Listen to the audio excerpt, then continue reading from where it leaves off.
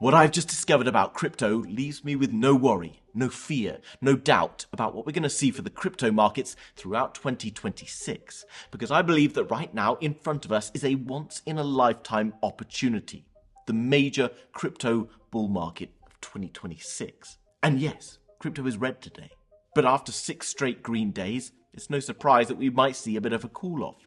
But with many altcoins now higher than they were around 30 days ago, we're about to see a higher low being put in for Bitcoin and the altcoins, which is only a positive thing and is building structure. What I'm about to show you in this video will leave you in no doubt about what is about to take place. Why the whales, why the banks, why the smart money are positioning themselves into crypto, into Bitcoin, into large cap altcoins, ready for what is about to come next. Do me a favor, hit the like button, and let's unpack this. Now guys, before we dive in and find out why I have absolutely no concern, no worry about holding altcoins right now, and why I continue to remain incredibly bullish about the next 6 to 12 months ahead of us, just a quick disclaimer. Nothing I say in this video is financial advice. Everything I say is for entertainment purposes only. If you wish to invest in crypto, you should understand that it's volatile, it's risky, and you can lose money. So don't risk money that you can't afford to lose, and always do your own research before investing in anything.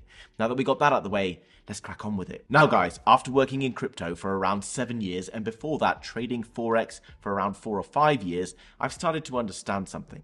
Crypto is only really driven by 2 things. Not the news, not the hype, not influencers, not anything else. Simply liquidity and risk conditions. And when we have a perfect storm where these 2 things align, we have a crypto bull market where coins go up ridiculous amounts in such short spaces of time. We also have adverse conditions that means that crypto goes down much harder and much more aggressively than we ever could have expected as well. Something that many of us have found out quite recently. And here's the first part, liquidity. When liquidity goes up, crypto goes up. When liquidity goes down, crypto goes down. No brainer, right? This at the top is the US Federal Reserve balance sheet. As you can see over time, when it goes down in the red, it brings down Ethereum versus Bitcoin. It drags down the altcoins. It causes pain across crypto. Whenever you see the balance sheet expanding, you see Ethereum outperforming Bitcoin, okay? And the altcoins outperforming Bitcoin. We then see tightening again. Ethereum suffers against Bitcoin. Right now, we're at a key turning point where we've suddenly seen an increase in the Federal Reserve balance sheet, which is this. Okay, this spike towards the upside is exactly why Bitcoin and the altcoins have been starting to go back up over the last couple of weeks. Okay, nothing else. It is all because of this. And you're like, yeah, okay, fine. You've been telling me this. Raoul Pal's been telling me this. Lots of other people have been telling me this, but they all got it wrong. You all got it wrong. You're right, okay? Many of us told you that in 2025, we would see this expansion phase start, but we didn't, okay? We didn't really see very strong interest rate cuts, and we didn't see money printing. Money printing is happening right now. While the Fed might not be officially quantitative easing, they are printing money to buy treasury bills, which is effectively having the exact same effect. This is why we're seeing this expansion take place right now. So why did we get it wrong? And if we got it wrong in 2025, can we get it wrong in 2026? Which I know is probably the question many of you were asking. Well, here's the thing. In 2025, there was a reason that we didn't see QE come in that's only become obvious to kind of macro experts like Raoul Pal and others out there more recently. And it's this. You may notice that these cycles lasted for 4 years. Okay, the 4-year cycle was linked to this. Expansion and contraction was linked to a 4-year cycle. Now that expansion was caused by the Federal Reserve lowering interest rates and printing money, something that they did to offset their refinancing of debt. Now, US, as you're aware, is in a massive pickle when it comes to debt. Something like 3 times their GDP is their current debt. It's what the US used to be able to grow so rapidly from the 70s onwards. Borrowing money from other central banks like the UK, like Japan, like China, has allowed them to kind of develop very quickly, but it's obviously come at a cost. And now the chickens are coming home to roost. Now, every 4 years, the US basically has to refinance that debt. So it basically has to go and renegotiate the debt or try and pay off any debt that it can. Obviously, it's a little bit more complicated than that, but you get what I'm saying here. If you've got a mortgage or you've borrowed money to buy a car and interest rates change or you see a better offer on, you'll go and try to renegotiate that. Now, the US doesn't want to renegotiate its debt when interest rates are high because it'll obviously incur more costs and the debt will cost it more money, but also it wants to be able to print money to be able to pay some of that debt off, to be able to reduce its exposure. Now, here's the key part, and this is why everybody was wrong in 2025 and why 2026 is the year. This has been expanded a year. You've heard Raoul Pal say it, right? This has been expanded another year, which means that 2026 is going to be the bull market. Now, isn't that damn convenient? Okay, everybody was wrong in 2025, and they've changed the rules to make themselves sound like they're going to be right in 2026. Fair enough. I get why you are skeptical. But look at this. This is the OECD Global Debt Report for 2025. And I read this. It is mind-numbingly boring, especially for someone like myself who finds it very difficult to pay attention to really anything. Now, if you go down through, you can find a lot of details in here about structuring of debt and how all of these different things work. Now, if you go and read this in depth, if you are that kind of person, then fair enough. It's going to give you a lot of details and things that maybe I've skipped over because obviously I'm trying to make a 15-minute video here and quite obviously I'm not sort of a macroeconomic expert. But if you come to page 35, you will see something kind of interesting. And it's throughout this kind of whole section from around page 30 up to around page 38. And you will see that most of the fixed rate debt issued before 2022 has yet to be refinanced. Remember, the 4-year cycle meant that all of the debt should have been refinanced in 2025. But because during COVID, there was so much strain on the economy, they printed crazy amounts of money. They then extended this out. Why? Because there was a huge amount of money, fresh cash, circulating around in the economy over the past few years after all of that kind of like money printing that went on in COVID. Okay, that ended up mostly in the repo market. Repo market drained, hit zero around the start of October, which is why the crypto market then collapsed, because on top of that, we saw the US government shutdown. So in everyone's mind, this should have taken place last year because of the 4-year cycle. The 4-year cycle is driven by money printing and all of that good stuff. Make sense? Liquidity is driven by the debt refinancing cycle. And this is telling you that it's being extended out, and it's being extended for a huge amount of different complex reasons that you can go and read in here. But ultimately, it's because the US wanted to kind of have different conditions. They've expanded it out to a year. Not just the US, Japan did similar things. The UK has done similar things. China has also done similar things. So the good news, we're seeing an uptick now in Federal Reserve liquidity. And we're going to see continuation of money printing from Japan.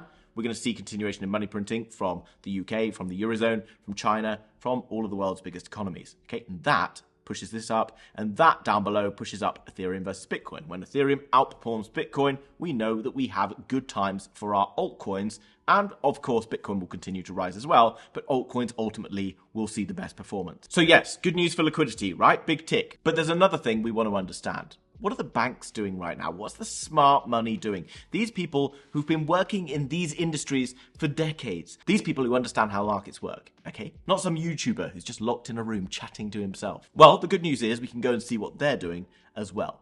And here's a key. Remember, the first thing I told you was liquidity controls markets, but the second thing was risk conditions, particularly for altcoins. Altcoins do better when there's more risk in the market, or people want to take more risk, okay? Over the last few years, people haven't wanted to take big risk, and there's a way to measure this. And luckily, following Ask Crypto Wealth, or Oz, he said, watch credit and all your worries will go away about a bear market. Now, this is important, because a lot of your concerns that you're having every day you wake up and you see the Bitcoin's down 2% today when yesterday it was up 3%, you shouldn't be feeling like that, okay? You don't need to be feeling like that if you have conviction and, of course, if you're not overly exposed. Remember, don't use money that you can't afford to lose, okay?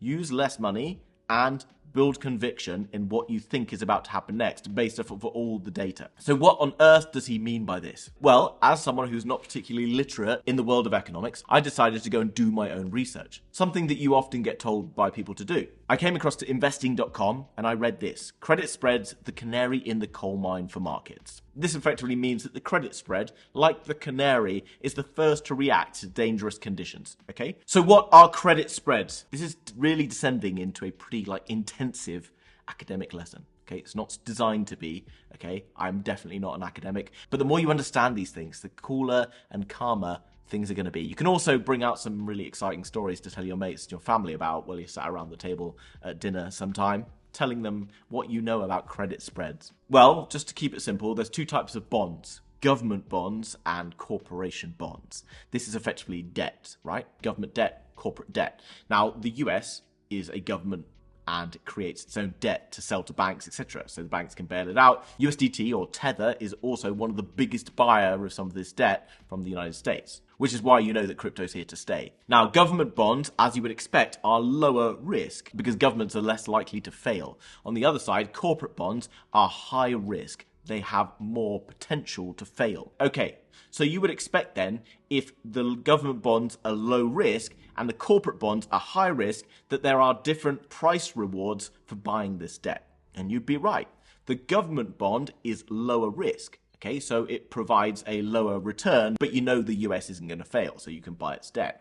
On the other side, the corporate debt you can buy, and you're going to get a higher rate for it in order for you to take a slightly bigger risk by investing in a riskier product. So the spread is simply what our friend Oz has been talking about. When the spread is really high, markets are not looking to take any risk. When the spread is really low, markets are risk on. And remember, risk on is what we want to see in crypto. So what do I mean by the spread? I mean the difference in price between government bonds and corporate bonds. Remember, if the market is risky, banks don't want to buy risky products like corporate bonds. So in order for corporations to be able to encourage people to buy it, what do? They increase the yield that you can receive. The government bond doesn't change that much, but the corporate yield increases. You see, the spread gets bigger. So as the corporate bond interest rates increase, the spread increases, which signals risk-off conditions. When the spread is low, risk-on conditions. Now look at this chart so you can understand what I'm talking about, because I know this is getting a bit complicated. As you can see, this red and green line moving along here is basically the spread.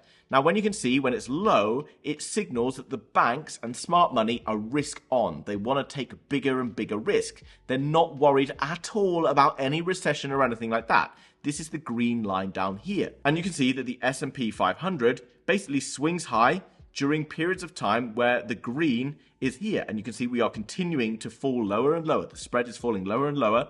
And you can see that the S&P 500 has been going up. We know that. We know now that we started to see liquidity return to crypto, and we're going to see more and more risk-on conditions returning for crypto. These are the two things, liquidity and risk. When you see, however, the spike in the difference between government bonds and corporate bonds, i.e. a big spread, you see that the S&P 500 dumps like crazy. This was 2008, okay? Big spread, massive risk-off conditions. What is going on? The market's imploding. We then see expansion, okay? Money printing. Here, you can see expansion caused here. What do we see in 2019? We saw a big spike here, COVID-19. What do we see following that? Lots and lots of money printing, lots and lots of good times. What do we see here? In 2022, we see yields starting to spike again, and then we see also stock market underperforming. What do we see after that? Yield spread goes down, and then we see stock market performing, and then we see the liquidity return. The most sensitive to the liquidity changes is crypto.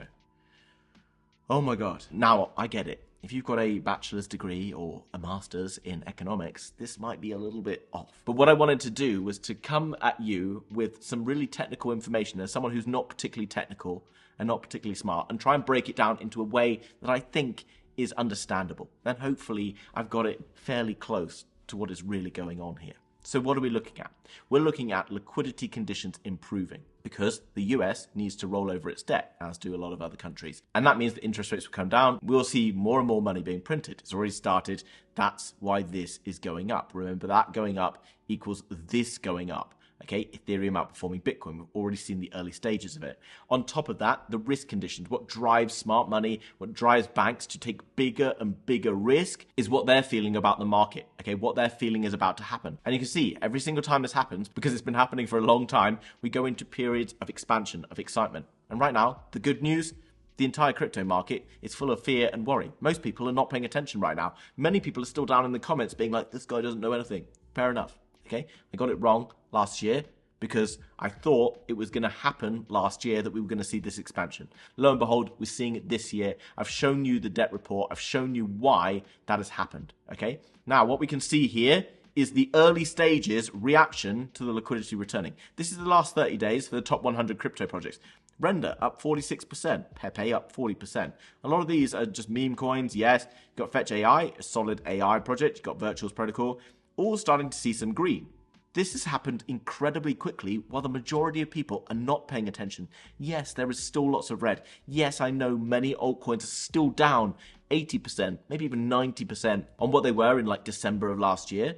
Okay, but crypto's such a sensitive barometer to this liquidity and this risk. Okay, so these two things are why I can sit here and remain confident and continue to tell you over and over again why I'm still bullish. Because every time I look at a bearish argument, it's simply just looking at a chart, being under some 200 moving average or whatever else it is. Okay, charts are fine. They do show some data, but they're only based around probability. Okay, the real data, the real information behind the scenes is what creates those charts. Don't rely on the chart because it's created by something else. Do you get what I'm saying? Let me know down below if I've completely confused you and you have no idea what I'm talking about. That's also fine. Maybe I'll make another video about it. I'll actually probably make a tweet about it as well. So go across to Twitter, make sure you follow me, Peter_THOC, where I'll leave a lot more details about it. So whatever happens in this little bounce around zone here, it shouldn't be of a worry to you because this is a short-term thing. Okay, what we're looking to really get the most of is what happens in the next few months ahead. Okay, because these short-term chop arounds happen really quickly. Okay, but whenever the market decides to go on a run like this, or like any of the runs that we've seen before, you know that it happens very quickly and most people get caught on the wrong side of things. Fear, worry, spread across the markets right now. This is where the opportunity is. Now guys, if you are looking to make the most of some of these moves and you've been trading in the markets and not seeing so much success recently, then make sure you go and check out this free trading group down below in the description. Over there, we've got a number of different expert traders who are sharing their different trades on any given day. They're also educating people in how to understand and how to trade these crypto markets. So if you want to be able to prepare yourself so that you can trade into these crypto markets as they start to expand into the future, then make sure you check out that link down below. Guys, I hope you enjoyed today's video. Make sure you smash that like button, leave a comment down below. Always helps me out. Thanks very much for watching, and I'll see you very soon with another video. Bye-bye.